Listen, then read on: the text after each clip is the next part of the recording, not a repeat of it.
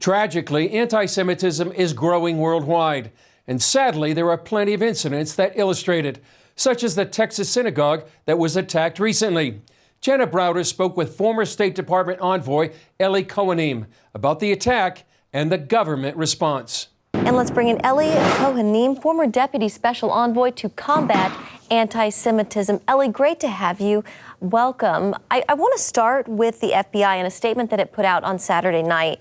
It upset a lot of people. It dismissed essentially concerns of anti-Semitism. The FBI saying that the demands were not specifically related to the Jewish community. What did you make of the statement? I have to tell you that the incident on Saturday was such a classically anti-Semitic event where you have a radical Islamist entering a synagogue, a place of worship, and holding hostage a rabbi and Jewish worshipers. And so, right there, kind of looking at the facts straight off the bat, it was a little shocking for us to see the FBI not understand this attack immediately as a hate crime, as an anti-Semitic attack. Now, the good news is that the FBI, since that time, has announced that they are investigating it as a terror incident, and they understand that this was a hate crime. What it shows me, Jenna, is that even our law enforcement and our very own FBI, which gathers statistics on hate crimes every year, and the FBI statistics most recently show that Jews are the greatest victims of hate crimes in this country, receiving about 54% of being the victims of about 54% of all hate crimes that are religiously motivated.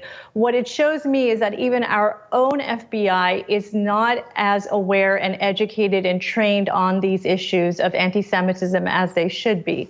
Ellie, I know you've called for a domestic anti-Semitism SAR in the U.S. even before this attack ever happened. Do you think that this attack has, given this a renewed sense of urgency, or, will push for that harder?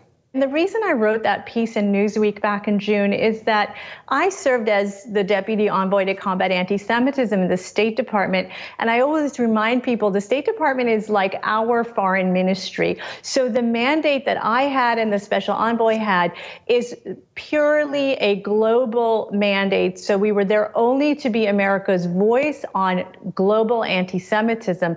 And we had no domestic mandate whatsoever. That's by the laws of the United States Congress. And so if we want someone in the United States to be a point person on our domestic anti-Semitism issues, which is something that I did advocate for, then we need a new position to be created. And I very much hope the Biden administration will find motivation following this attack and appoint someone to be a domestic anti-Semitism czar. Alpha, Omega.